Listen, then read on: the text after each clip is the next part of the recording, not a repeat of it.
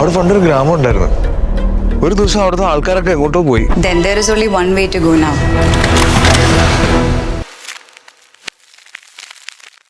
അർഫാസിനെ കുറിച്ച് പറയുകയാണെങ്കിൽ ഞാൻ ബോളിവുഡിൽ നിന്ന് പൊക്കിയെടുത്തോണ്ട് പോകുന്ന ആളാണ്. ഞാൻ ബോഡി എന്ന് പറയുന്ന സിനിമ ചെയ്യാനായിട്ട് ചെന്നപ്പം അങ്ങനെ അവിടെ എൻ്റെ കൂടെ അസോസിയേറ്റ് ചെയ്ത് അങ്ങനെ അദ്ദേഹത്തിൻ്റെ ഫാദറെ അതിനു മുമ്പ് എനിക്കറിയാം. പക്ഷെ അന്നേരം എന്നാ എൻ്റെ കൂടെ വർക്ക് ചെയ്യുന്ന സമയത്തൊന്നും ഫാദറിൻ്റെ പേര് പുള്ളി ഒരിടത്തും ഫാദറിൻ്റെ പേര് പറയത്തില്ല. അത് കഴിഞ്ഞാൽ തന്നെ ഞാനിത് അറിഞ്ഞത്. അത് കഴിഞ്ഞ് എൻ്റെ കൂടെ ഇങ്ങ് ഞാൻ ബോളിവുഡിൽ നിന്ന് നേരെ എടുത്ത് ബോളിവുഡിലേക്ക് കൊണ്ടുവന്നു. പിന്നെ ത്രൂ ഔട്ട് എൻ്റെ കൂടെ ഉണ്ടായിരുന്നു. ഇപ്പോഴും ഈ പറഞ്ഞ പോലെ എൻ്റെ പല പടങ്ങൾക്കും അസോസിയേറ്റ് ചെയ്യുന്നുണ്ട്. ഇപ്പം അങ്ങനെ അർഫാസിനെ സംബന്ധിച്ചിടത്തോളം അല്ലെങ്കിൽ ഓരോ ഫിലിം മേക്കറിനെ സംബന്ധിച്ചിടത്തോളം വലിയൊരു ഡ്രീം കം ട്രൂ ആണ്. പിന്നെ ഞാൻ ഫിലിം കണ്ടു, വളരെ നന്നായിട്ട് അത് ചെയ്തിട്ടുണ്ട്. It's A very different thriller. ഒരു ടിപ്പിക്കൽ ത്രില്ലറായിട്ട് ഉള്ള ഒരു സിനിമയല്ല അത്. നിങ്ങൾക്ക് സിനിമ തിയേറ്ററിൽ കാണുമ്പോൾ മനസ്സിലാവും. ഡെഫിനറ്റ്ലി എല്ലാവരും ഇത് തിയേറ്ററിൽ തന്നെ വന്ന് കാണണം, എൻജോയ് ചെയ്യണം. ഒരു ഡിഫറെൻറ്റ് എക്സ്പീരിയൻസ് നിങ്ങൾക്ക് തരും. അതുകൊണ്ട് please watch it on theatres. Thank you. ഈ സിനിമയുടെ സ്ക്രിപ്റ്റ് എൻ്റെ അടുത്ത് അർഫാസ് പറയുന്നത് ഞങ്ങൾ കൂമൻ ഷൂട്ട് ചെയ്യുന്ന സമയത്താണ്.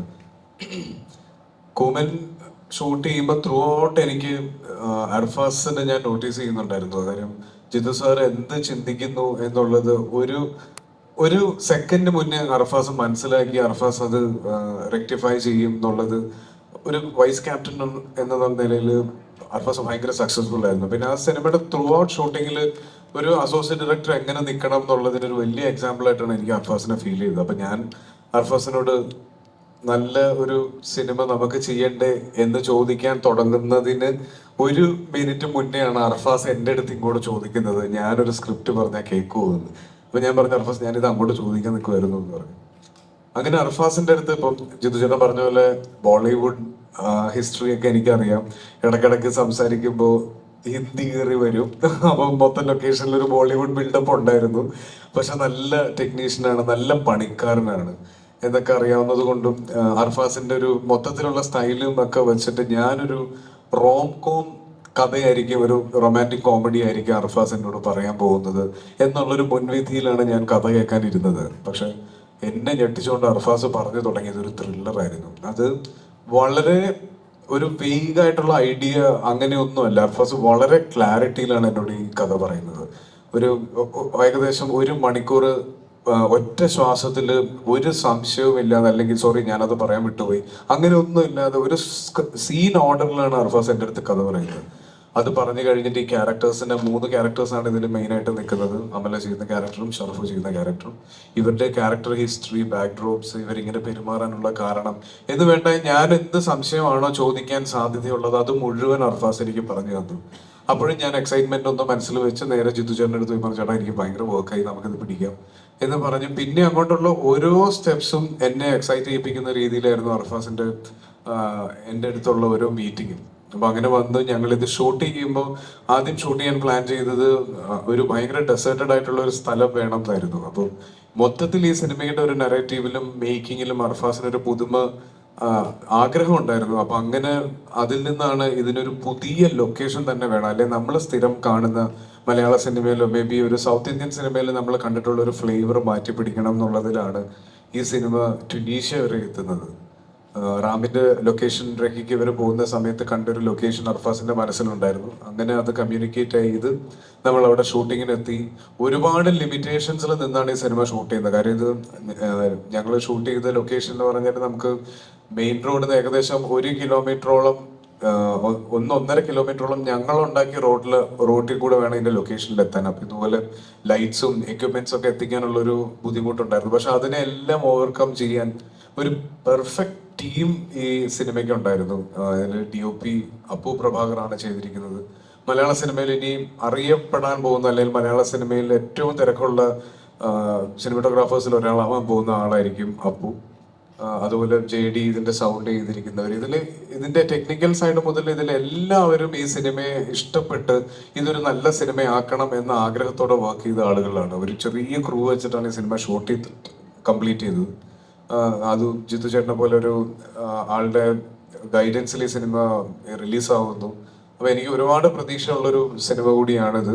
അപ്പോൾ ഇതിൻ്റെ ട്രെയിലറും ഒക്കെ കണ്ടു കഴിയുമ്പോൾ ആളുകൾക്ക് നിങ്ങൾക്ക് എല്ലാവർക്കും ഇതിൻ്റെ ഒരു മൂഡ് മനസ്സിലായിട്ടുണ്ടാവും എന്ന് ഞാൻ വിചാരിക്കുന്നു.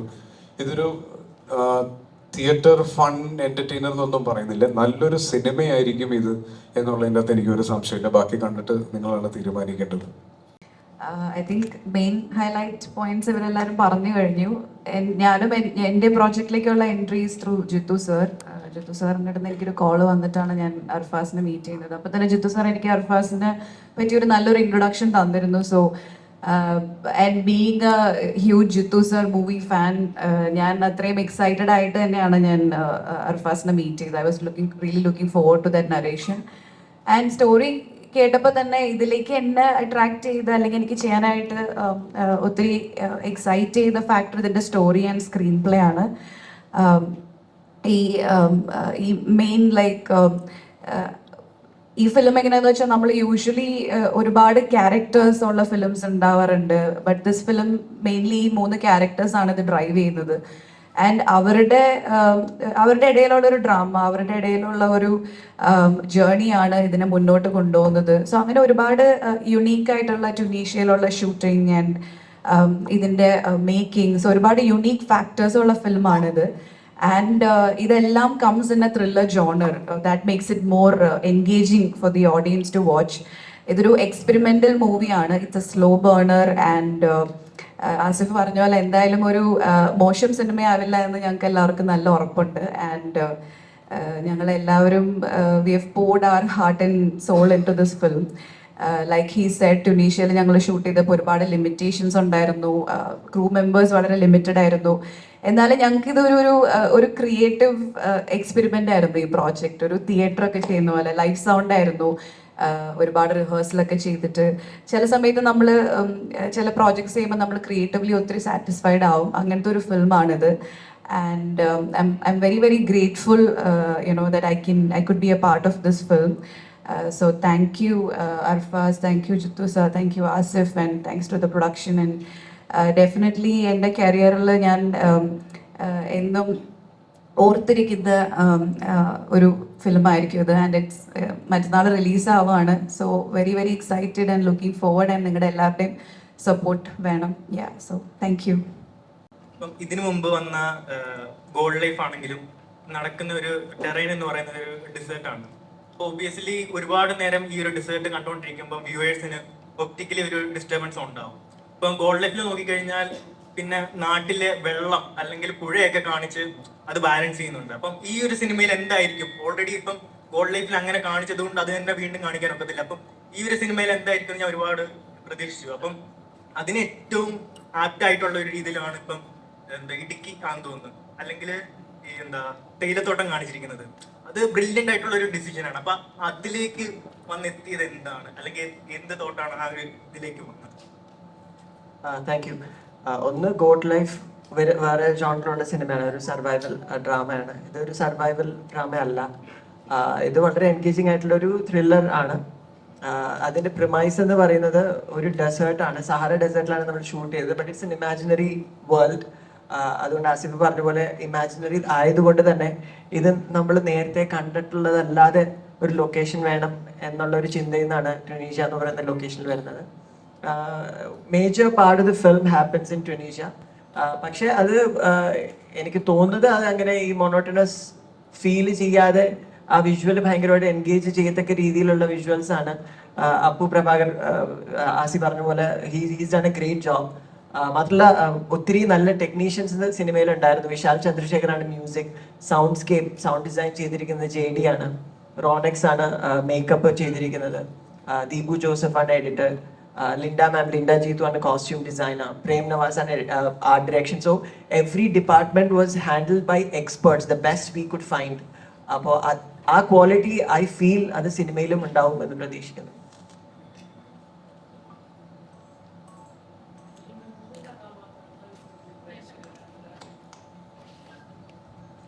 ഈ 3 കഥാപാത്രങ്ങളെ വെച്ചിട്ട് പ്രേക്ഷകരെ 2.5 മണിക്കൂറോളം തിയേറ്ററിൽ ഇരുത്താന്ന് പറഞ്ഞത് കുറച്ച് പ്രയാസമായ കാര്യമല്ലേ? അതെങ്ങനെയാണ് സ്ക്രിപ്റ്റിൽ നോക്കി വന്നത്? അത് ഈ 3 ക്യാരക്ടറിനെ വെച്ച് ഈ മൊണോട്ടണസ് ആകാതെ എങ്ങനെ കൊണ്ടുപോകാം എന്നുള്ളൊരു തോട്ടിൽ നിന്ന് ഉടലെടുത്തതല്ല സ്ക്രിപ്റ്റ്. ഈ സ്ക്രിപ്റ്റിന്റെ റിക്വയർമെന്റ് അനുസരിച്ച് ഈ ക്യാരക്ടേഴ്സും മതി, ഇതായിരുന്നു അതിന്റെ റിക്വയർമെന്റ്. അതുകൊണ്ടാണ് ആ സ്ക്രിപ്റ്റിൽ 3 ക്യാരക്ടേഴ്സ് ആയിട്ട് വരുന്നത്. പിന്നെ അത് നിങ്ങൾ കാണുമ്പോൾ അത് മനസ്സിലാവുമെന്ന് പ്രതീക്ഷിക്കുന്നു. ഇതിൽ ഒരുപാട് എന്താ, it's about a man who lives in solitude. 2 characters ഇതിൽ ഏറ്റവും ഇമ്പോർട്ടൻ്റ് ആയിട്ടുള്ള ക്യാരക്ടേഴ്സിൽ 2 പേര് സോഷ്യൽ സ്പെക്ട്രത്തിന്റെ എക്സ്ട്രീം എൻഡ്സിൽ നിൽക്കുന്ന 2 പേരാണ്. So in real world scenario ഒരുപക്ഷെ അവർ കാണുക പോലും ചെയ്യാൻ സാധ്യതയില്ലാത്ത 2 പേര് ഒരുമിച്ച് കുറേ സമയം സ്പെൻഡ് ചെയ്യുമ്പോൾ തന്നെ we eager to know what is happening between the. അപ്പോൾ ആ ഒരു ബേസിക് പ്രമൈസിലാണ് ഇത് വർക്ക് ചെയ്തിട്ടുള്ളത്. ജിത്തു ജോസഫ് എന്ന് പറയുമ്പോൾ മലയാളികൾക്ക് എന്നും പ്രിയപ്പെട്ട ത്രില്ലർ സിനിമകൾ ഓർക്കുന്ന ഒരു നല്ലൊരു ഡയറക്ടറാണ്. അദ്ദേഹം പ്രസന്റ് ചെയ്യുക എന്ന് പറയുമ്പോൾ അതേപോലെ തന്നെ മലയാളം എക്സ്പെക്ട് ചെയ്യും എന്തൊക്കെയാണ് ആ ചിത്രത്തിൽ, എന്തൊക്കെ സസ്പെൻസ് ആണ് ഒളിപ്പിച്ചിരിക്കുന്നത്. പ്രേക്ഷകരെ തൃപ്തിപ്പെടുത്താൻ പറ്റുന്ന സസ്പെൻസ് അതിനകത്ത് ഒളിപ്പിച്ചു വെച്ചിട്ടുണ്ടോ? നിങ്ങൾ കണ്ടിട്ട് പറയാ. ജീതു സാറിന്റെ പേര് അസോസിയേറ്റഡ് ആകുമ്പോൾ ഒബ്വിയസ്ലി അതിലൊരു എക്സ്പെക്ടേഷൻ ഉണ്ട്. അതുകൊണ്ട് തന്നെ it will help to attract the audience. At the same time അതൊരു റെസ്പോൺസിബിലിറ്റി കൂടെയാണ്. സാറിന്റെ പേര് മോശമാക്കാണ്ട് നമ്മൾ സിനിമ ചെയ്യണമല്ലോ. So I feel we as a team have done justice to it. ബാക്കി നിങ്ങൾ കണ്ടിട്ട് തീരുമാനിക്കാം. ഞാനൊരു മിനിറ്റ് പറഞ്ഞോട്ടെ. ബേസിക്കലി 1-2 കാര്യങ്ങൾ നമ്മളിപ്പോൾ ഇവിടെ പറയുന്നത് എന്ത്, വിഷ്വല്, ഒരു ലൊക്കേഷൻ. സിനിമയ്ക്ക് അങ്ങനെ പ്രത്യേകിച്ച് റൂൾസും ഒന്നുമില്ല. നമ്മൾ എൻഗേജിങ് ആയിരിക്കുക എന്നുള്ളത്. 2 പേരേ ഉള്ളൊരു ആ 2 പേര് അത് വെൽ സ്ക്രിപ്റ്റഡ് ആണ്, വെൽ പെർഫോംഡ് ആണെങ്കിൽ ആ സിനിമ നിൽക്കും. എൻ്റർടൈൻ ചെയ്യുക എന്നുള്ളതാണ്. ഇവിടെ എത്രയോ 100 ആർട്ടിസ്റ്റ് നിന്ന് അഭിനയിച്ച പടമൊക്കെ ഇവിടെ തിയേറ്ററിൽ കൂടെ സർവൈവ് ചെയ്യാതെ പോയിട്ടുണ്ട്. സോ അതല്ല എനിക്ക് ഇതിനകത്ത് ഏറ്റവും അട്രാക്ഷൻ തോന്നിയത്, അല്ലെങ്കിൽ എനിക്ക് ഏറ്റവും ഇഷ്ടപ്പെട്ടത്, അർഫാസ് എന്നോട് വന്ന് ഈ കഥ പറഞ്ഞപ്പോൾ ഞാൻ അർഫാസ് അങ്ങനെ ചിന്തിച്ചല്ലോ എന്നുള്ളത്. ആസ് എ ഫിലിം മേക്കർ സാധാരണ ആൾക്കാർ ചിന്തിക്കുന്നതിൽ നിന്ന് വിഭിന്നമായി ചിന്തിച്ചു എന്ന് കരുതി അർഫാസ് ഇപ്പം പറയുന്ന ലോകത്തിൽ ഇന്നവരെ ആരും പറയാത്ത കാര്യമൊന്നുമില്ല. കാരണം ഞാൻ പണ്ട് ഞാൻ സിനിമയിലേക്ക് വരാൻ ആഗ്രഹിച്ചിരുന്ന സമയത്ത് ശേഖർ കപൂർ, ഞാനൊരു ഇന്റർവ്യൂ പറഞ്ഞിട്ടുണ്ട്, മഹേഷ് ഭട്ട് ശേഖർ കപൂർ ഇന്റർവ്യൂവിലും മഹേഷ് ഭട്ട് ശേഖർ കപൂറിനോട് ചോദിക്കുന്നുണ്ട്, ബഡ്ഡിംഗ് ഡയറക്ടേഴ്സിന് എന്തെങ്കിലും മെസ്സേജ് കൊടുക്കാനുണ്ടോ എന്ന് ചോദിച്ചു. അദ്ദേഹം പറഞ്ഞു, if you want to be a good director go against the rules of the industry എന്നാണ്. അപ്പോൾ ഇവിടെ എല്ലാവരും ഒരേ പാറ്റേൺ, ഒരേ ഇത് എങ്ങനെ ചെയ്യും, അങ്ങനെ ചിന്തിക്കുമ്പോൾ അർഫാസ് വന്ന് എന്നോട്, അർഫാസ് പല കഥകൾ പറഞ്ഞിട്ടുണ്ട്, അത് പലതും ബാക്കിയൊക്കെ നല്ലത് തന്നെയാണ്. പക്ഷെ ഇത് എനിക്ക് ഭയങ്കരമായിട്ട് സ്ട്രൈക്ക് ചെയ്തു. കാരണം ഇറ്റ്സ് എ ഡിഫറെൻറ്റ് ഫിലിം. അത് എനിക്ക് അതുകൊണ്ട് തന്നെയാണ് ഞാൻ ഇതിനെ ഭയങ്കരമായിട്ട് സപ്പോർട്ട് ചെയ്തത്. കാരണം മലയാളത്തിന് ഇന്ന് എനിക്ക് തോന്നുന്നത് ഇന്ത്യയിൽ ഏറ്റവും കൂടുതൽ ഇങ്ങനെയുള്ള ഡിഫറെൻറ്റ് സിനിമകൾ ചെയ്യാനും അത് ആസ്വദിക്കാനും കഴിവുള്ള ഒരു ഗ്രൂപ്പാണ് നമ്മൾ കേരള മലയാളികൾ എന്ന് പറയുന്നത്. അതുകൊണ്ട് തന്നെയാണ് ഞാൻ ധൈര്യമായിട്ട് ഇരുന്നത്. And it's A very interesting film. അത് നിങ്ങൾ സിനിമ കാണുമ്പോൾ നിങ്ങൾക്കത് മനസ്സിലാവും. അപ്പോൾ അതിനകത്ത് വിഷ്വലും മാത്രമല്ല, അദ്ദേഹത്തിൻ്റെ സ്ക്രിപ്റ്റിംഗ് ഉണ്ട്, എഴുത്തുണ്ട്, ഇവരുടെ പെർഫോമൻസ് ഉണ്ട്. അതിലാണ് സിനിമ നിൽക്കുന്നത്. അപ്പോൾ ഓഫ് കോഴ്സ് ഫോട്ടോഗ്രാഫി ഉണ്ട്, ബാക്കി എല്ലാ ഘടകങ്ങളും ഉണ്ട്. അപ്പം അത് നിങ്ങൾക്ക് സിനിമ കാണുമ്പോൾ മനസ്സിലാവും. ആസിഫ് ഖാൻ, ഈ അപ്പോഴത്തേക്ക് ശേഷം ഏറ്റവും അധികം ഫിസിക്കലി ഡിമാൻഡിങ് ആയിട്ടുള്ള സിനിമയാണോ ഇപ്പോൾ ചെയ്തിട്ടുള്ളത്? ആൻഡ് ഇതില് ഇപ്പോൾ ഓരോ സമയത്തും മലയാളത്തിൽ ഓരോ സിനിമ ചെയ്യാൻ വേണ്ടിയിട്ട് അമലപ്പോളിന് ഒരു കാരണങ്ങളുണ്ടായിരുന്നു. ഇപ്പോൾ ഉദാഹരണത്തിന് ഒരു ഇന്ത്യൻ പ്രണയകഥ ചെയ്യുന്ന സമയത്ത് ഇതിൽ ഇന്നസെന്റ് ഉണ്ടോ എന്നുള്ളതാണ് സത്യനന്ദിക്കാരനോട് ചോദിക്കുന്നത്. അതുപോലെ ലാലേട്ടൻ്റെ കൂടെയുള്ള സിനിമകൾ ചെയ്യുമ്പോൾ അദ്ദേഹത്തിനോടൊപ്പം ചെയ്യാം, അല്ലെങ്കിൽ ജോഷി സാറിന്റെ ഡയറക്ഷനിൽ അഭിനയിക്കാം. ലെവൽ ക്രോസിന്റെ ഏറ്റവും വലിയ അങ്ങനത്തെ ഒരു കഥയല്ലാതെ ഇഷ്ടപ്പെടുത്തിയത് എന്താണ്? സത്യേട്ടനോട് ഞാൻ ഒരു ഇന്ത്യൻ പ്രണയകഥയിൽ ഇന്നസെന്റ് ആയിട്ട് ഉണ്ടോ എന്ന് ചോദിക്കാൻ കാരണം എന്നാലേ ഞാൻ സിനിമ ചെയ്യുള്ളൂ എന്നുള്ളതല്ല. ഞാൻ ഇന്നസെന്റ് ആയിട്ട് ഭയങ്കര വലിയ ഫാനാണ്. പിന്നെ സത്യേട്ട ഫിലിമിലുള്ള ഒരു കോമൺ ഫാക്ടർ ആണല്ലോ, അപ്പം ആ ഒരു എക്സൈറ്റ്മെന്റിലാണ്. പിന്നെ റൺ ബേബി റൺ ആണെങ്കിലും അതിന്റെ story, Lalettan, Joshy sir, it's a combo. അതൊക്കെ ഒരു വലിയൊരു ബ്ലെസ്സിങ്സ് ആയിട്ടാണ് ഞാൻ കാണുന്നത്. ആക്ച്വലി ഞാൻ ചൂസ് ആൻഡ് പിക്ക് ചെയ്ത ഫിലിംസ് അല്ല, എന്നിലേക്ക് വന്ന ഫിലിംസ് ആണിത്. അതുപോലെ തന്നെ ഈ പ്രോജക്റ്റ് വന്നപ്പോഴും ഞാൻ പറഞ്ഞല്ലോ, ജിത്തു സാർ വിളിക്കുന്നു എന്നെ. പിന്നെ ഞാൻ സ്റ്റോറി കേട്ടു. ആൻഡ് ഇതിൻ്റെ actors Asif and Sharafudheen, technically strong ആയിട്ടുള്ളൊരു ക്രൂ. ആൻഡ് മെയിൻലി എനിക്ക് ഇതിൻ്റെ സ്റ്റോറി ആൻഡ് എനിക്ക് ആസ് എ ഡയറക്ടർ അർഫാസ് എനിക്കത് നറേറ്റ് ചെയ്തതും അർഫാസിൻ്റെ ഒരു വിഷൻ, അർഫാസിൻ്റെ ക്ലാരിറ്റി, എന്നെ അതെല്ലാമാണ് കൺവിൻസ് ചെയ്തത്. So overall it was a good project to be a part of എന്ന് തോന്നി. എനിക്കൊരു നല്ലൊരു ഇൻറ്റ്യൂഷൻ ഉണ്ടായിരുന്നു, ഒരു കൺവിക്ഷൻ ഉണ്ടായിരുന്നു, ഇത് എന്തായാലും വർക്ക്ഔട്ട് ആവും. ബിക്കോസ് എല്ലാ ഡിപ്പാർട്ട്മെന്റ്സിലും ഇത് അത്രയും തന്നെ ഈ പടം അർഫാസ് എങ്ങനെയാണോ കാണുന്നത് അതേ വിഷൻ തന്നെയുള്ള ആക്ടേഴ്സും ടെക്നീഷ്യൻസും തന്നെയാണ് ഇതിന്റെ കൂടെ ഉള്ളത്. സോ അത് നന്നായിട്ട് വരും എന്നുള്ള ഒരു കോൺഫിഡൻസ് ഉണ്ടായിരുന്നു. സോ സോ ഇപ്പോ എന്തൊക്കെ പറഞ്ഞാലും ഈ ആരാണ് ഇത് പ്രസന്റ് ചെയ്യുന്നത് എന്ന് പറയുമ്പോൾ നമുക്കൊരു എക്സ്പെക്ടേഷൻസും ബെഞ്ച് മാർക്കും ഒക്കെ ഉണ്ടാവുമല്ലോ. ഇപ്പൊ ഡേവിഡ് ഫിഞ്ചർ ആണ് മൈൻഡ് റണ്ണർ പ്രസന്റ് ചെയ്യുന്നത് നെറ്റ്ഫ്ലിക്സിൽ എന്ന് പറയുമ്പോൾ ഉണ്ടാവുന്ന ഒരു കാര്യമുണ്ടല്ലോ. അല്ലെങ്കിൽ സ്റ്റാർക്കീസിന്റെ മണിരത്നം പ്രസന്റ് ചെയ്യുന്നു എന്ന് പറയുമ്പോൾ നമ്മൾ പ്രതീക്ഷിക്കുന്ന ഒരു എസ്തെറ്റിക്സ് ഉണ്ട്. അതുപോലെ ജിതു ജോസഫ് പ്രസന്റ് ചെയ്യുന്നു എന്ന് പറയുമ്പോൾ നമ്മൾ പ്രതീക്ഷിക്കുന്ന കുറച്ച് കാര്യങ്ങളുണ്ട്. ഈ ട്വിസ്റ്റുകൾ, ക്ലൈമാക്സിലെ റിവീലുകൾ, അതൊക്കെ ഇത് ഇവിടെയും വരുന്നുണ്ടോ ആ സാമ്യങ്ങളൊക്കെ? നിങ്ങളോട് ആകും എനിക്കൊരു റിക്വസ്റ്റ് ഉണ്ട്, എങ്ങനെയെങ്കിലും ബെഞ്ച് മാർക്ക് ഒന്ന് ഒഴിവാക്കി തരാമോ? കാരണം ഈ ബെഞ്ച് മാർക്ക് കാരണം ജീവിക്കാൻ പറ്റില്ല. കാരണം ബേസിക്കലി എന്താ പറയുക, ഞാൻ കുറച്ച് സിനിമകൾ ചെയ്തു, അതിനകത്ത് കുറച്ച് ത്രില്ലേഴ്സ് ആയിരുന്നു. ഞാൻ ഹ്യൂമർ ചെയ്തിട്ടുണ്ട്, ഫാമിലി ഡ്രാമ ചെയ്തിട്ടുണ്ട്, ക്വാർട്ടർ റൂം ഡ്രാമ ഒക്കെ ചെയ്തിട്ടുണ്ട്. ബെഞ്ച് മാർക്കിന്റെ ഒരു ഇതെന്താന്ന് എനിക്ക് ഇപ്പോഴും മനസ്സിലായിട്ടില്ല. എൻ്റെ പ്രോബ്ലം അതാണ്. അപ്പം ദൃശ്യം ഇറങ്ങി കഴിഞ്ഞപ്പോൾ തൊട്ട് ഏത് സിനിമ വന്നാലും ദൃശ്യം പോലെ ആയാലും ഞാൻ പറഞ്ഞ വേറെ ദൃശ്യം 1 ഉം 2 ഉം തമ്മിൽ കമ്പയർ ചെയ്ത് എനിക്ക് മനസ്സിലാക്കാം. അപ്പം എനിക്കതിപ്പോഴും കൺഫ്യൂസ്ഡ് ആകുകയാണ്. അതുകൊണ്ട് ഞാൻ ദയവ് ചെയ്ത് പറയാം, എൻ്റെ ബെഞ്ച് മാർക്കും ലെവൽ ക്രോസും തമ്മിൽ കണക്ട് ചെയ്യണ്ട. ലെവൽ ക്രോസ് എന്ന് പറയുന്നത് it's A different film, it's an interesting plot, ഒരു ഡിഫറെൻ്റ് ആയിട്ടുള്ള ഒരു സ്റ്റോറി, അതിനകത്ത് നന്നായിട്ട് പെർഫോം ചെയ്ത ഒരു നല്ല ക്യാരക്ടറൈസേഷൻസ് ഉണ്ട് അതിനകത്ത്. അപ്പം അതൊരു പുതിയ ഫിലിം മേക്കറുടെ ഒരു തോട്ടാണ്. അതിനെ നിങ്ങൾ സപ്പോർട്ട് ചെയ്യാം. അല്ലാതെ നിങ്ങൾ ഈ സിനിമ ജിത്തു ജോസഫിന്റെ യൂഷ്വൽ ട്വിസ്റ്റ് അങ്ങനെ ഒന്നും പ്രത്യേകിച്ച് വരണ്ടേ. ഇതൊരു ഒരു വ്യത്യസ്തമായ ഒരു സിനിമ, ഒരു നല്ലൊരു സിനിമ കാണുക എന്നുള്ള രീതിയിൽ വരിക. അല്ലാതെ ഇതിനകത്ത് ഭയങ്കരമായ ട്വിസ്റ്റ് ഉണ്ട്, അല്ലെ ഭയങ്കരമായ ഹ്യൂമർ ഉണ്ട്, അങ്ങനത്തെ ഒന്നുമില്ല. ഇതൊരു ഡിഫറെന്റ്, അതേ പറ്റും, ഒരു വ്യത്യസ്തമായ ഒരു സിനിമ എന്ന് കരുതി ഒരു കാര്യം ഞാൻ പറയും, ഇത് ലോകത്തിൽ ഇന്ന് ഒരു എന്നൊന്നും അവകാശപ്പെടുന്നില്ല. പക്ഷെ വേറൊരു എക്സ്പീരിയൻസ് ആയിരിക്കും ഈ സിനിമ എന്നാണ് എൻ്റെ വിശ്വാസം.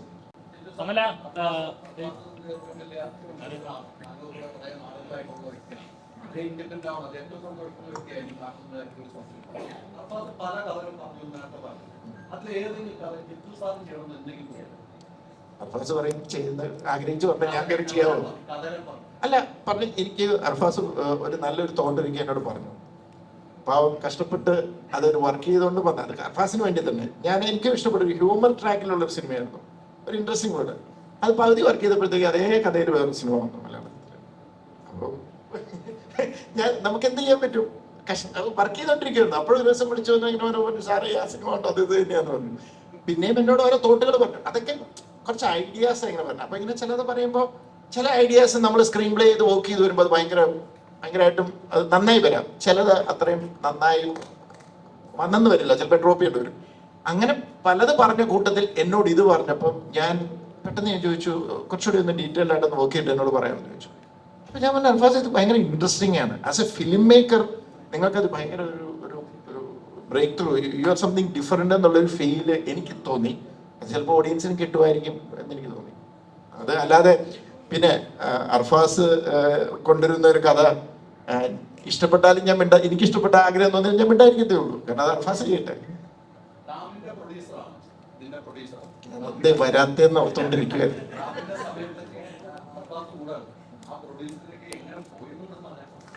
ആ പ്രൊഡ്യൂസർ അല്ല, അത് ഞാൻ തന്നെയാണ്. ഞാൻ പറഞ്ഞു, ഏത് സമയത്തായിരുന്നു ഞാനത് മറന്നുപോയി. ദൃശ്യം 2 തെലുങ്ക് ചെയ്തുകൊണ്ടിരിക്കുന്ന സമയത്താണ് ഞാൻ വിളിച്ച് പറയുന്നത്. അപ്പം അന്നത്തെ നമ്മൾ ആസിഫായിട്ടൊക്കെ സംസാരിച്ചു അല്ലേ, ഇല്ല അതിന് മുമ്പാണ്. അപ്പം ഞങ്ങൾ ആദ്യം പ്രൊഡ്യൂസറോടെ സംസാരിക്കണം, അത് മറന്നുപോയി. ഞാനാണ് രമേശ് സാറിനോട് പറഞ്ഞത്. അപ്പൊ അദ്ദേഹത്തിനും കഥ ഇഷ്ടപ്പെട്ടു, അദ്ദേഹം അങ്ങനെയാണത് ഏറ്റെടുക്കാൻ തയ്യാറായത്.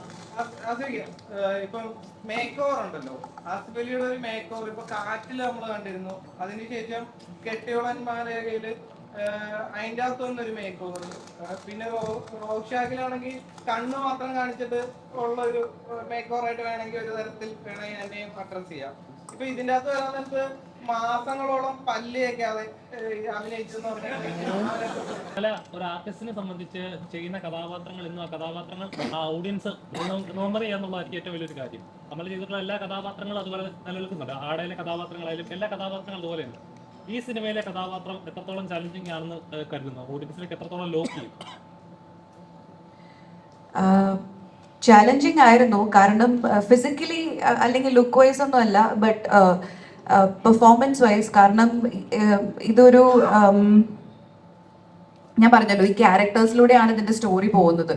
അപ്പം ഒത്തിരി ലേയേഴ്സ് ഉള്ള ഒരു ക്യാരക്ടറാണ് ഞാൻ പ്ലേ ചെയ്ത ചൈതാലി എന്ന് പറയുന്ന ക്യാരക്ടർ. അപ്പോൾ എനിക്ക് ഒത്തിരി കൺഫ്യൂഷൻസ് ഉണ്ടായിരുന്നു, ഒരുപാട് ക്ലാരിറ്റി വേണ്ട ഒരു ക്യാരക്ടറായിരുന്നു. ഐ റിമെമ്പർ ഞാൻ ജിത്തു സാറിനെയും അവിടെ നിന്ന് ടുണീഷ്യന്ന് വിളിച്ചിട്ട് ഇതിനെക്കുറിച്ച് ഡിസ്കസ് ചെയ്തായിരുന്നു.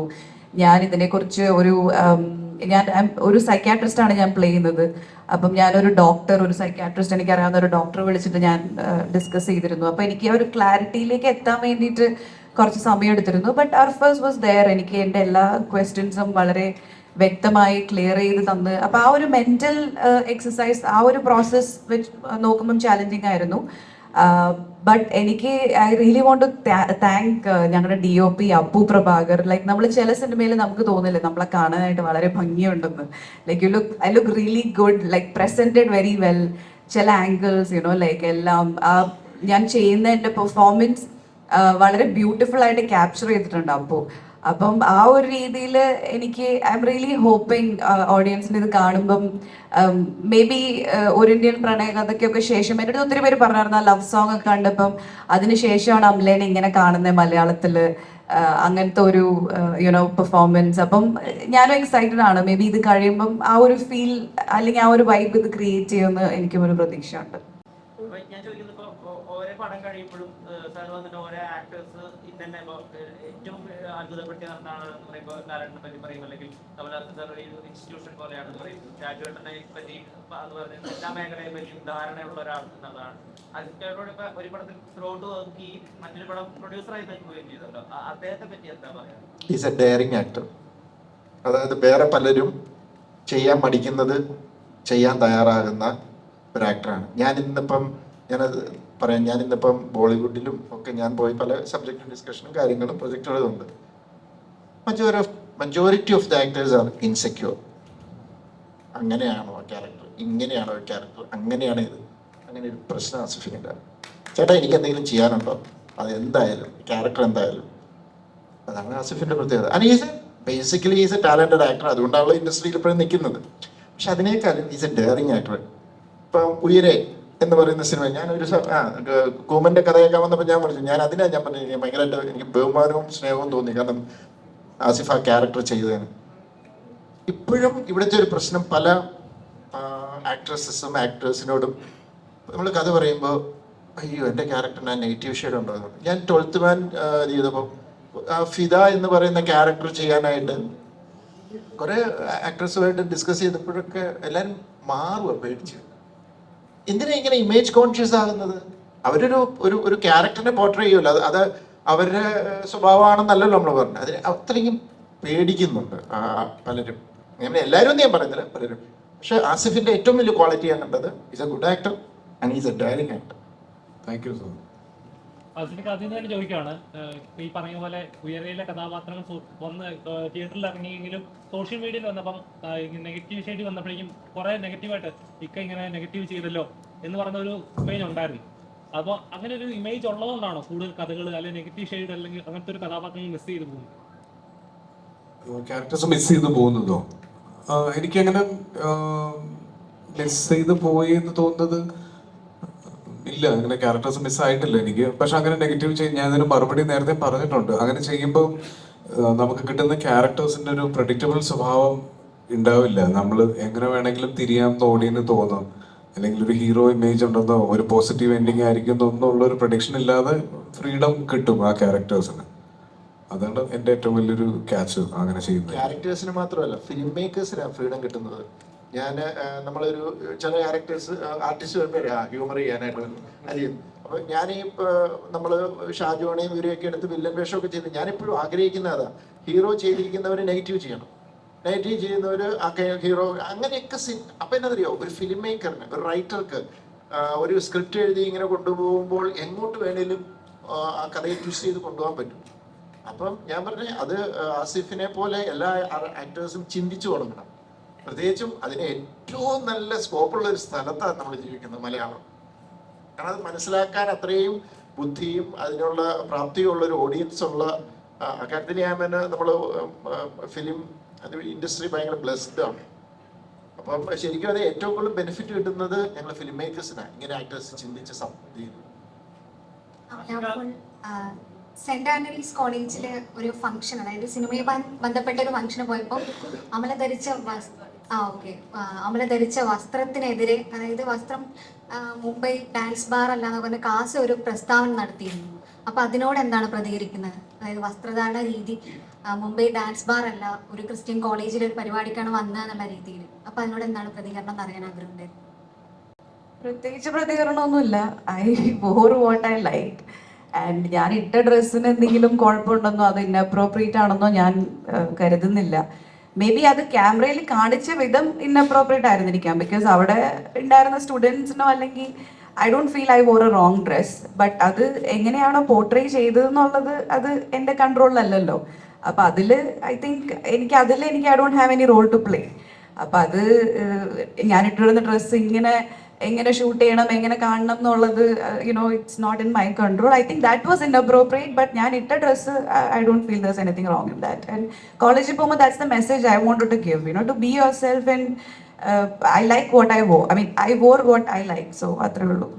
അമല, ഇത്രയും ജനറേഷൻ വളർന്നെന്ന് പറഞ്ഞാലും വികസനം ഉണ്ടെന്ന് പറഞ്ഞാൽ പോലും ഇപ്പോൾ കോളേജ് എന്നൊക്കെ പറഞ്ഞാൽ ഏറ്റവും നല്ല എഡ്യൂക്കേഷൻ കൊടുക്കേണ്ട, അല്ലെങ്കിൽ ഇപ്പം നല്ല ഡ്രസ്സിങ്ങിലായാലും അവനൊരു ഇഷ്ടമാണ്. ഇപ്പോൾ കോമൺ ബാത്റൂം എന്ന് പറഞ്ഞൊരു സിസ്റ്റം തന്നെ മഹാരാജസിൽ വന്നു.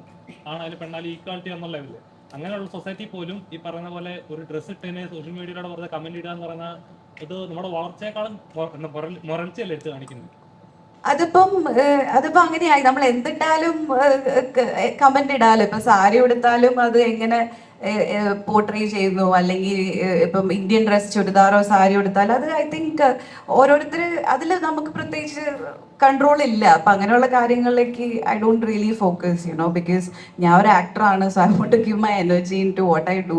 ഞാൻ ഇവന്റിന് പോകുമ്പോൾ ഞാൻ ധരിക്കുന്ന ഡ്രസ്സ് ഞാൻ എന്താണോ, ഞാൻ അങ്ങനത്തെ ഡ്രസ്സാണ് ഞാൻ ഇവന്റിന് പോകുമ്പോൾ ധരിക്കുന്നത്. ഞാൻ സാരീസ് കൊടുക്കാറുണ്ട്, സൽവാസ് കൊടുക്കാറുണ്ട്, വെസ്റ്റേൺ ഡ്രസ്സ് കൊടുക്കാറുണ്ട്. എനിക്ക് എന്താണോ കംഫർട്ടബിൾ, എനിക്കെന്താണോ എൻ്റെ മൂഡ് എന്താണോ അതനുസരിച്ചാണ് ഞാൻ ഡ്രസ്സ് ചൂസ് ചെയ്തത്. പിന്നെ it's all part of this game.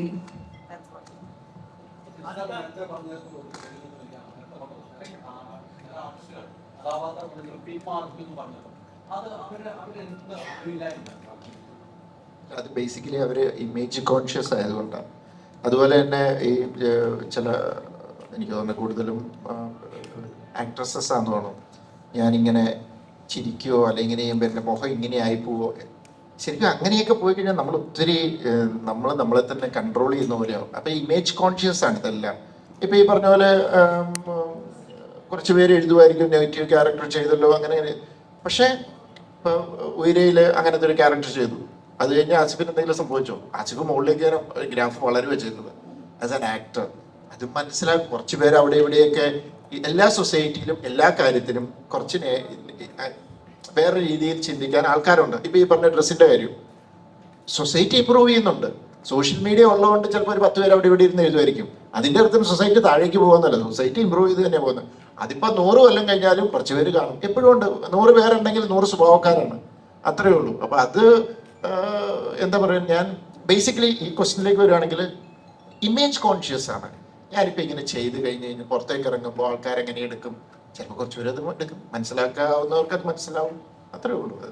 അത് നോക്കരുത്. ആ ഇമേജ് കോൺഷ്യസ് ആകാതെ ആർട്ടിസ്റ്റ് വന്ന് നല്ല രീതിയിൽ പെർഫോം ചെയ്യുന്ന ഒരു ആയി വരുന്നുണ്ട്. ഇപ്പം എനിക്ക് വേണേൽ കുറേ പുതിയ ജനറേഷൻ വരുന്ന പിള്ളേരൊക്കെ കുറച്ച് തയ്യാറാകുന്നുണ്ട്. പക്ഷെ ചിലർക്ക് ഇപ്പോഴും ഒരു മടിയുണ്ട്. മാറ്റിയാൽ അവർക്ക് നല്ലത്. ആ കാര്യം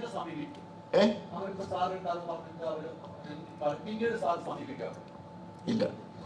കാരണം ഞാൻ ഇതിനെ ഒന്ന് പോയിട്ട് ഇതാണെങ്കിൽ പിന്നെ അത് ഞാൻ അങ്ങനെ ഞാൻ എഴുതി തള്ളുകയല്ല. ഞാൻ അപ്പം ഇനിയിപ്പോൾ ആ വ്യക്തിക്ക് പറ്റുന്ന ഒരു ക്യാരക്ടർ വന്നാൽ അത് പിന്നെ എൻ്റെ സെൽഫിഷ്നെസ്സാണ്. ഞാൻ പോവും, എനിക്ക് ആവശ്യമുണ്ടെന്ന് തോന്നിയാൽ, അല്ലേ ഞാൻ ചെല്ലത്തില്ല. കാരണം നമ്മളൊരു ഒരു ഐറ്റമായിട്ട് ചെല്ലുവാണ്. അപ്പം അവർ നോക്കേണ്ടതിൻ്റെ പെർഫോം ചെയ്യാനുള്ള സാധ്യതയെക്കുറിച്ചാണ്. അതാണ് ഒരു ആക്ടർ നോക്കേണ്ടത്. അല്ലാതെ എനിക്ക് എങ്ങനെ ആയിരിക്കണം, അയ്യോ എനിക്ക് അങ്ങനെ ആവാൻ പറ്റത്തില്ല, അല്ലെങ്കിൽ എനിക്ക് എന്താ പറയുക ഇല്ലീഗൽ റിലേഷൻഷിപ്പ് ഉള്ള ഒരു ക്യാരക്ടർ ആവാൻ പറ്റത്തില്ല, അല്ലെങ്കിൽ പണ്ട് ഏതൊരു ഇതിനകത്ത് പ്രോസ്റ്റിറ്റ്യൂട്ടായിട്ട് ചെയ്യാൻ ഞാനില്ല, അങ്ങനെയൊക്കെ ചിന്തിക്കരുത്. എനിക്കിതെല്ലാം ക്യാരക്ടറല്ലേ, അത്രേ ഉള്ളൂ.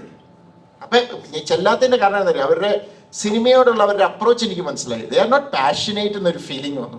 ഫെയിമോ അല്ലെങ്കിൽ ലൈം ലൈറ്റോ മാത്രമാണ്. അങ്ങനെ ആവുമ്പോൾ അതിനകത്തൊരു ഇതുണ്ട്, അത്രേ ഉള്ളൂ. സാർ അത് ഈ പറയുന്ന പോലെ ഒരു കഥാപാത്രമായി കാണാതെ ആ വ്യക്തിയെ കാണുന്നതുകൊണ്ടുള്ള ഒരു പ്രശ്നം കൂടെ അല്ലേ? അപ്പൊ എനിക്ക് അവരുടെ പ്രശ്നത്തെക്കുറിച്ച് എനിക്ക് ഒത്തിരി പറയാൻ പറ്റത്തില്ല. ഓഡിയൻസ് ആയിട്ട് കാണും നമ്മളിപ്പോ നമ്മളൊരു സിനിമ കാണുമ്പോൾ ഒരു ജീവിതമാണ് കാണുന്നത്, അവരുടെ ജീവിതമാണ് നമ്മൾ കാണുന്നത്. അത് അവിടെ ആസിഫ് എന്നോ അമൽ എന്നൊരു വ്യക്തിയല്ല, അവിടെ രണ്ട് കഥാപാത്രങ്ങളാണ് കാണുന്നത്. പക്ഷേ എന്തെങ്കിലും ഒരു സീൻ ഉണ്ടെങ്കിൽ അത് ഇന്ന വ്യക്തിയുടെ സീൻ അല്ലെങ്കിൽ ഇന്ന നടിയുടെ സീൻ എന്ന് പറഞ്ഞ് പുറത്ത് റീൽസും അല്ലെങ്കിൽ വാർത്തകളായിട്ട് വരുമ്പോൾ വ്യക്തിഹത്യ അല്ലെങ്കിൽ വ്യക്തികളായിട്ട് കാണുന്നോണ്ടുള്ള പ്രശ്നം കൂടെ അല്ലേ കഥാപാത്രമായി കാണാതെ? അത് ആരുടെ പ്രശ്നമാണെന്ന് പറയുന്നത്? ആർക്ക് പ്രശ്നമാണെന്ന് പറയുന്നത്? കൺവേ ചെയ്യുന്നത് അങ്ങനെ ഒരു കഥാപാത്രമായി കാണാതെ വ്യക്തികളെ കാണുന്ന പ്രശ്നമല്ലേ? അതായിരിക്കാം. അത് അങ്ങനെ കാണുന്ന ഓഡിയൻസിന്റെ കാര്യമല്ലേ പറഞ്ഞത്. അപ്പൊ നമുക്കൊന്നും ചെയ്യാൻ പറ്റത്തില്ലോ. അതേപോലെ അങ്ങനെയുള്ള ആൾക്കാരുണ്ട്, അല്ലാതെ അതിനെ പോസിറ്റീവായിട്ട് എടുക്കുന്ന ആൾക്കാരുണ്ട്. റാം അനൗൺസ് ചെയ്ത സമയത്ത് കോളേജിൽ ഫസ്റ്റ് ഇയർ ആയിരുന്നു, കോളേജ് കഴിഞ്ഞു. ജിത്തു സാർ തന്നെ അതിന്റെ ഇടയ്ക്ക് ലാലേട്ടനെ വെച്ചൊരു പടം ചെയ്തു, തെലുങ്കിൽ ദൃശ്യത്തിന് റീമേക്ക് ചെയ്തു. ഒരുപാടായി. എപ്പോഴാണ് റാം ഇറങ്ങി? ഞാൻ ദയവേത് നിങ്ങളോട് ഒരു കാര്യം പറയാം. റാമിന്റെ ചോദ്യം ഇനി എന്നോടല്ല ചോദിക്കുന്നത്, ഇനി അത് പ്രൊഡ്യൂസറിനോട് ചോദിക്കണം. കാരണം ഐ എം ജസ്റ്റ് ഞാനും ലാലേട്ടനും എൻ്റെ ടീം ഈസ് വെയിറ്റിംഗ് ഫോർ പ്രൊഡ്യൂസറിന്റെ ഒരു തീരുമാനത്തിന് വേണ്ടി വെയിറ്റ് ചെയ്യണം. അപ്പം അദ്ദേഹത്തോട് ചോദിക്കുക, കാരണം ഞങ്ങൾ റെഡിയാണ്. അത്രേ എനിക്ക് പറയാൻ പറ്റും. ആസിക, നേരത്തെ അമല മാം സിനിമാറ്റോഗ്രാഫറിനെ പറ്റി പറഞ്ഞു. അപ്പൊ തീർച്ചയായിട്ടും അദ്ദേഹത്തിനെ പറ്റി പറഞ്ഞു. കാരണം ആ ടീസർ കണ്ടപ്പോൾ തന്നെ എനിക്ക് ഭയങ്കര അത്ഭുതമായിട്ട് തോന്നി. കാരണം നല്ല ഗംഭീരമായിട്ടുള്ള ഷോട്ട്സ് കാണിക്കുന്നത്. അത് എടുത്തു പറയുകയാണെങ്കിൽ ആ ഒരു ഗുഹ അല്ലെങ്കിൽ ആ റെയിൽവേ ട്രാക്ക് ആസിഫ നടന്നു വരുന്ന ആ ഒരു ഷോട്ട്, അപ്പം എനിക്കൊരു ഡൗട്ട് തോന്നി അന്നേരം. അതായത് ഈ സിനിമയിലെ ഏറ്റവും മികച്ച ഷോട്ടുകൾ കൂട്ടി വെച്ച് ടീസർ ഉണ്ടാക്കിയതാണോ, അല്ലെങ്കിൽ സിനിമയിലുടനീളം ഇത്തരത്തിലുള്ള ഷോട്ട്സ് ഒരുപാട് ഉണ്ടായിരിക്കുമോ എന്ന്. അപ്പൊ ആസിഫ സിനിമാറ്റോഗ്രാഫിയിൽ എത്രത്തോളം സാറ്റിസ്ഫൈഡ് ആണ്? ഈ സിനിമാറ്റോഗ്രാഫർ ജഡ്ജ് ചെയ്യുന്നത് സിനിമയ്ക്ക് ആവശ്യമുള്ളത് മാത്രം ഷൂട്ട് ചെയ്യുന്ന ആളാണ് നല്ല സിനിമാറ്റോഗ്രാഫർ എന്നാണ് ഞാൻ വിശ്വസിക്കുന്നത്. അതിൻ്റെ അകത്ത് സിനിമാറ്റോഗ്രാഫറിന്റെ കഴിവ് കാണിക്കാനല്ല, അതിൻ്റെ അകത്ത് ഞാനൊരു കുറേ ഗിമ്മിക്സ് കാണിക്കാം, ചിലപ്പോൾ അത് ഡിമാൻഡ് ചെയ്യുന്ന സിനിമകളുണ്ടാവും. ഞാൻ വിശ്വസിക്കുന്നത് ഈ ഡയറക്ടർ എങ്ങനെയാണോ ഈ സിനിമ നറേറ്റ് ചെയ്യാൻ ആഗ്രഹിക്കുന്നത് അതിനെ സപ്പോർട്ട് ചെയ്യുന്ന, അല്ലെങ്കിൽ അത് ഒരു ടേസ്റ്റ്ഫുള്ളി ചെയ്യുന്ന ആളായിരിക്കണം നല്ല സിനിമാറ്റോഗ്രാഫർ. അപ്പുവിനെ ഞാൻ ഇതിൽ മെൻഷൻ ചെയ്യാനുള്ളൊരു കാരണം, ഈ സിനിമയെ അപ്പു മനസ്സിലാക്കി ഈ ഒരു മാജിക്കൽ ഫീൽ ഈ സിനിമയിൽ കൊടുക്കുക. ഒരു ഇമാജിനറി വേൾഡ് നമ്മൾ പറയുമ്പോൾ അതിനെവിടെയൊക്കെയോ ഒരു പ്രത്യേകതകൾ, ഒരു അസ്വാഭാവികത തോന്നണം, എന്നാൽ അത് ഭയങ്കര ഗിമിക്കായിട്ട് തോന്നരുത് എന്നുള്ളത് കൃത്യമായ ഒരു ലൈനിലൂടെ അപ്പു പോയിട്ടുണ്ട്.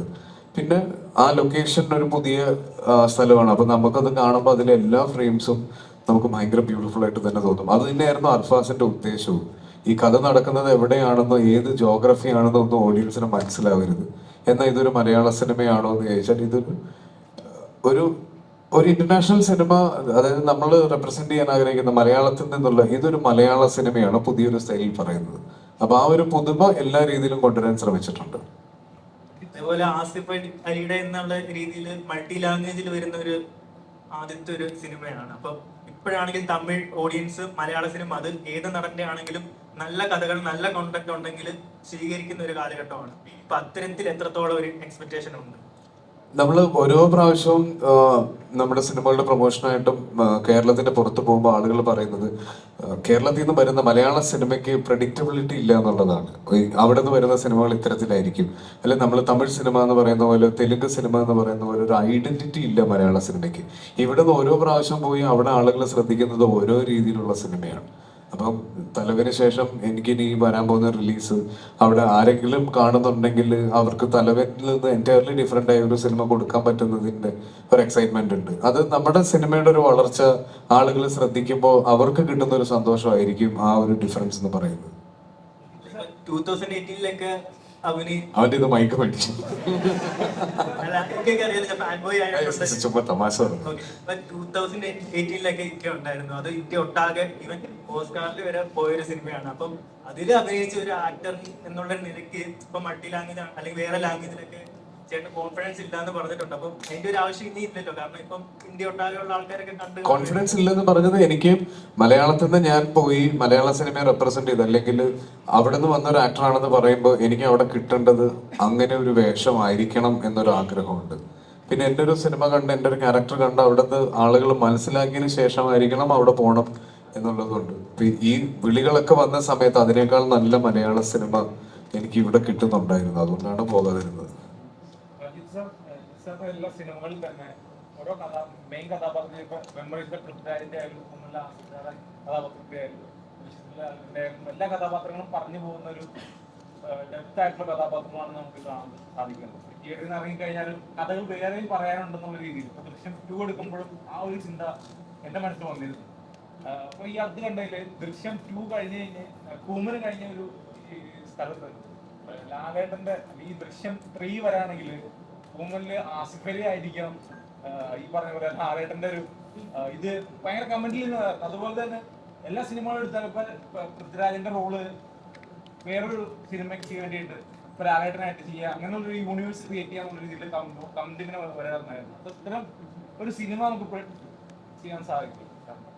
യൂണിവേഴ്സൽ അങ്ങനെ ഇത് ചെയ്തത് എന്നാ എൻ്റെ പ്രോബ്ലം വെച്ചാൽ അല്ല, എൻ്റെ ഒരു കാര്യം ഞാൻ പറയാം. എൻ്റെ ഒരു ഇത് വെച്ചിട്ട് ആരെങ്കിലും എന്തെങ്കിലുമൊക്കെ ചെയ്യുന്നുണ്ടാവും. ഇപ്പം ആ യൂണിവേഴ്സ് എന്നുള്ളൊരു പരിപാടി നടക്കുന്നുണ്ട്. അപ്പം ഞാനെന്താ ഞാനും ഒരു യൂണിവേഴ്സ് അടിച്ചേക്കാം എന്നോർത്ത് എൻ്റെ പ്രോബ്ലം വെച്ചിട്ടുണ്ടെങ്കിൽ ഞാനൊരു കഥയെ കിട്ടിക്കഴിഞ്ഞാൽ ആ കഥയെ അപ്രോച്ച് ചെയ്യുകയാണ്. ഓക്കെ, ആ കഥ എങ്ങനെ പറയാം, എങ്ങനെ കുറച്ചൊന്ന് ഡിഫറെൻ്റ് ആക്കാം, അല്ലെങ്കിൽ എങ്ങനെ അതിനകത്ത് ഇമോഷൻസ് വർക്ക് ചെയ്തെടുക്കാം എന്ന് മാത്രമേ ഞാൻ ചിന്തിക്കാറുള്ളൂ. അതായത് ആ ക്യാരക്ടറോ ഈ ക്യാരക്ടറോട് എടുത്തിട്ട് ഇത് യൂണിവേഴ്സ് ആക്കി ഞാൻ അങ്ങനെ ചിന്തിക്കുന്നില്ല. അത് എൻ്റെ കുഴപ്പമായിരിക്കാം, എനിക്കറിയില്ല.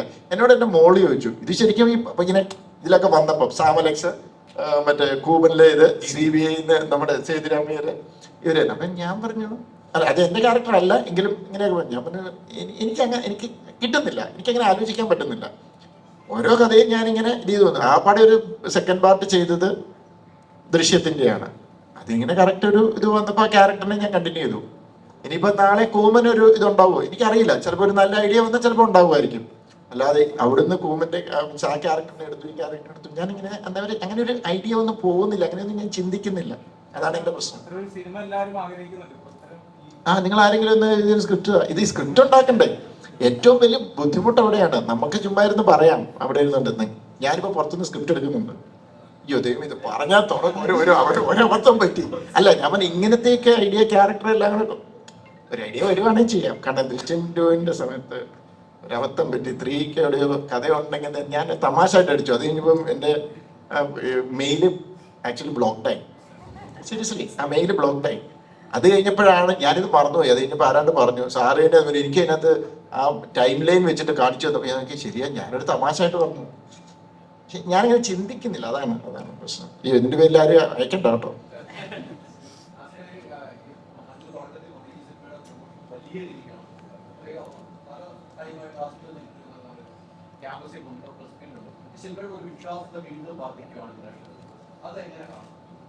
അല്ല, നമ്മൾ ഏത് പ്രൊഡക്റ്റ് നമ്മൾ ഇൻട്രൊഡ്യൂസ് ചെയ്യുമ്പോഴും അതിന്റെ മാർക്കറ്റിങ്ങിന് അതിൻ്റെതായ എഫേർട്ട് എടുക്കണം എന്ന് വിശ്വസിക്കുന്ന ഒരാളാണ് ഞാൻ. എൻ്റെ സിനിമ ഏറ്റവും കൂടുതൽ ആളുകളിലേക്ക് റീച്ച് ചെയ്യണം, അല്ലെങ്കിൽ ആ സിനിമ കാണാൻ ഒരു തോന്നൽ ഉണ്ടാക്കണം എന്നുള്ളത് നമ്മുടെ മാർക്കറ്റിങ്ങിന്റെ വലിയൊരു അത്യാവശ്യമുള്ളൊരു അതാണ് മാർക്കറ്റിംഗ് ഉദ്ദേശിക്കുന്നത്. അപ്പൊ അത് എല്ലാ സിനിമയ്ക്കും ചെയ്യുന്നുണ്ട്. പ്രത്യേകിച്ച് ഇത്തരത്തിലുള്ള ഒരു സിനിമ വരുമ്പോൾ നമ്മളൊരു പുതിയ നരേറ്റീവ് ഉള്ള ഒരു സിനിമയാണ്. അപ്പൊ ഇതിൻ്റെ അകത്ത് ട്രെയിലറെ കാണുമ്പോൾ കിട്ടുന്ന ഒരു മൂഡുണ്ടല്ലോ, ആ മൂഡ് വെച്ചിട്ട് ഈ സിനിമയ്ക്ക് ആളെ കൊണ്ടുവരണമെങ്കിൽ ആളുകളിലേക്ക് കൂടുതൽ എത്തിക്കണമെങ്കിൽ നമ്മളൊരു എഫേർട്ട് വേണം. പിന്നെ ഇൻഡസ്ട്രി വലുതാവുകയാണ്. അപ്പൊ ഒരുപാട് നല്ല സിനിമകൾ വരുന്നു.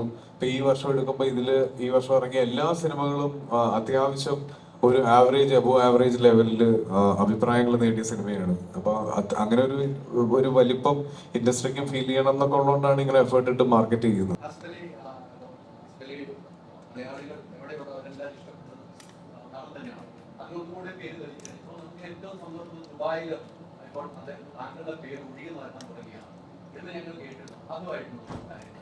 അല്ല, ഞാനും പറഞ്ഞു എനിക്കും സന്തോഷമുള്ള ഒരു കാര്യമാണ്, ഒത്തിരി അഭിമാനം തോന്നി. അപ്പൊ അതിന്റെ താഴെ ഒരു കോമന്റ് എന്നാ പിന്നെ ഇവരൊരു ചില്ലുകൂട്ടിലിട്ട് പുണ്യാളിട്ട് പ്രഖ്യാപിക്കുന്നു. അപ്പൊ അതും എല്ലാം ഇതിന്റെ ഭാഗമാണ്. അങ്ങനെ ഒരാൾക്ക് തോന്നി, അത് ഒരുപാട് സന്തോഷം. ഇല്ല, ഞാനും അത് ന്യൂസിലൂടെയാണ് അറിയുന്നത്. എനിക്കും അദ്ദേഹത്തിന് ഒരുപാട് പരിചയമുണ്ട്, പക്ഷെ അങ്ങനെ ഒരു കാര്യം ചെയ്യുന്നു എന്നുള്ളതൊന്നും എനിക്ക് അറിയില്ലായിരുന്നു. അത് ഞാനും കേട്ടപ്പോ എനിക്കും തോന്നി അത് കുറച്ച് ഓവറായി പോയില്ലേ.